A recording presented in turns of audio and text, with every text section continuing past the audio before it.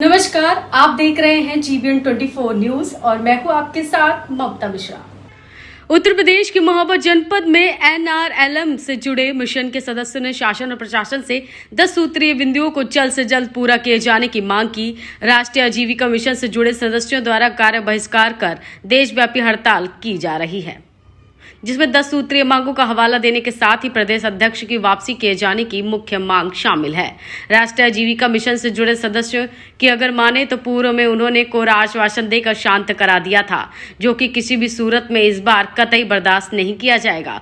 कई शासनिक और प्रशासनिक व्यक्तियों से भी इसकी चर्चा की जा चुकी है, लेकिन हालात आज भी जस के तस बने हुए हैं। मुख्यालय के विकास भवन स्थित राष्ट्रीय आजीविका मिशन कार्यालय में सदस्यों द्वारा 10 सूत्रीय मांगों को लेकर कार्य बहिष्कार कर देशव्यापी हड़ताल की जा रही है। मिशन से जुड़े सदस्यों द्वारा जाने वाली मांगों में वेतन बढ़ोतरी, डाटा अलाउंस समेत जबरन बर्खास्त किए जाने, प्रदेश अध्यक्ष की वापसी की मांग मुख्य रूप से शामिल है। सदस्यों का आरोप है कि कई मर्तबा इससे पहले भी ज्ञापन देकर निस्तारण बात रखी जा चुकी है, जिसमें शासनिक और प्रशासनिक शामिल हैं, परंतु इतना सब कुछ होने के बावजूद भी कहानी आज भी जस की तस बनी हुई है।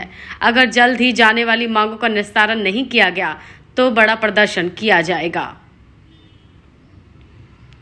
जीबीएन 24 के लिए महोबा से ऋतुराज राजावत की रिपोर्ट।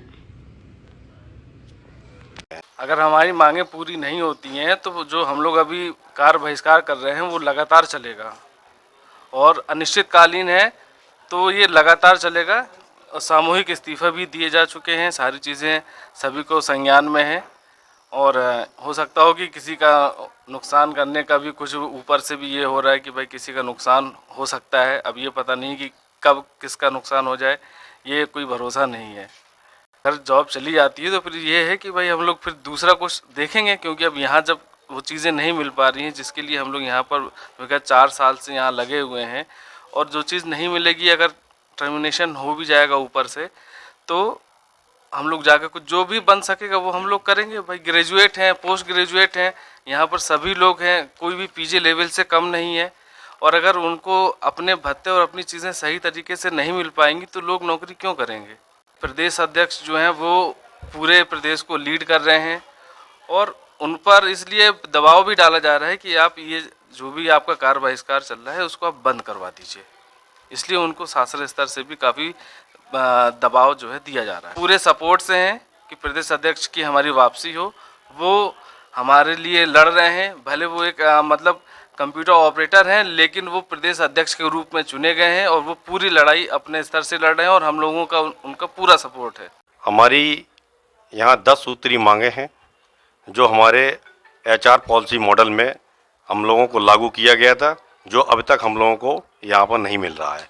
उसी मांगों को लेकर हम लोग यहाँ अनिश्चितकालीन हड़ताल पर बैठे हुए हैं और जब तक ये मांगें हमारी पूरी नहीं होंगी तब तक हमें लगातार ये धरना प्रदर्शन करते रहेंगे। मुख्य मांगें हमारी ये है कि जो HR पॉलिसी मॉडल जो हम लोगों का बनाया गया था, हम लोगों को जब यहाँ रखा गया कि आपको NRLM में काम करना है, इस पद पर काम करना है, तो सबके लिए एक HR मैनुअल बना हुआ था।